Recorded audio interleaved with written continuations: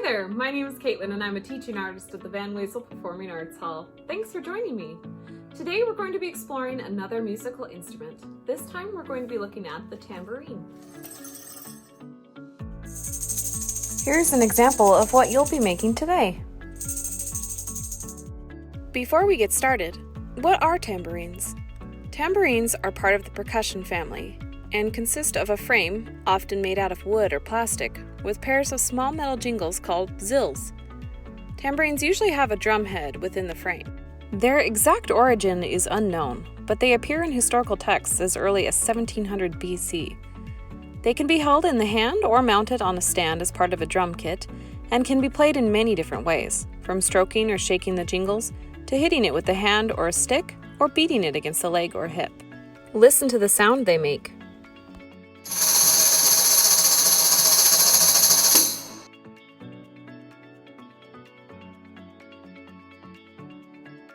Now that you know a little bit more about the tambourine and its history, I'm going to show you how to make one at home. So you're going to take your two plates and you're going to put them together so that the surface of the plates are facing each other.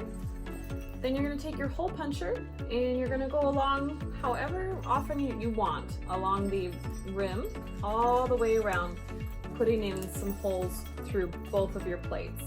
And like I said, there's no rhyme or reason to how many you want to put on there. It's just how much decoration you want and how many bells or even bottle caps will also work.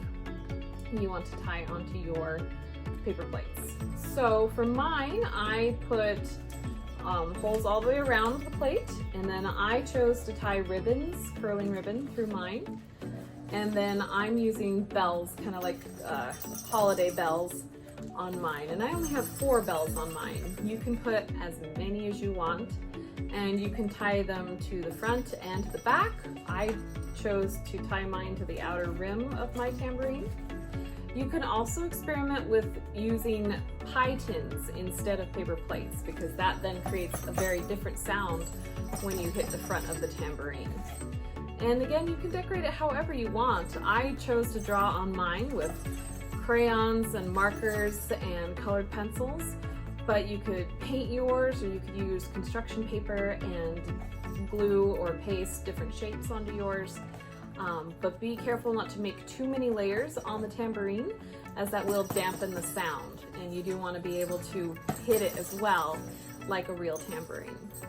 So once you have your bells and your ribbons and everything tied on, it's all secure. You could put some tape in between if you want, just for some extra hold, but if you have tied ribbons through the holes, then it'll hold just fine. Be sure to share your creation on our Facebook page, School Time at the Van Wezel, #ArtworksAnywhere. Thanks so much, and we'll see you next time.